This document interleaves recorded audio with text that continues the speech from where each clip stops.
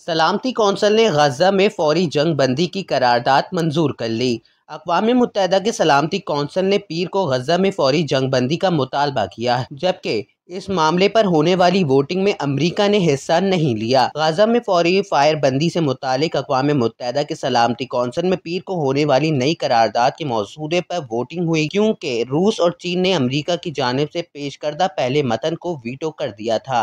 14 votes in favor, 0 vote against, 1 abstention.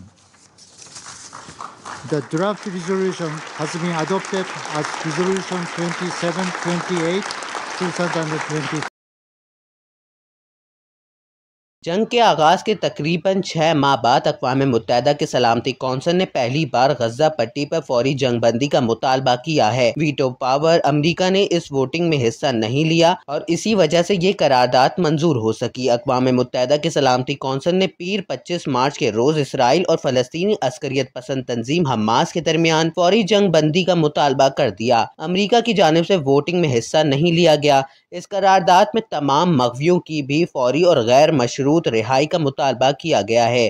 15 रुकनी सलामती council के बाकी 14 अरकान ने इस करारदाद के हक में वोट दिया, जिसे सलामती कौंसिल के 10 मुंतखब अरकान ने तजवीज़ किया था। अमरीका आज तक गजा पट्टी पर जंग बंदी से मुतालिक करारदाद के मतन में जंग बंदी के अल्फाज के इस्तेमाल के खिलाफ था और इसने अपने इत्तेहादी मुल्क इसराइल की हिमायत में माजी में अपनी वीटो पावर का इस्तेमाल भी किया था, लेकिन आलमी सतह पर जंग बंदी के लिए दबाव में इजाफा होता जा रहा था और यही वजह है कि वोटिंग में अमरीका करारदाद को वीटो करने के बजाय गैर हाजिर रहा।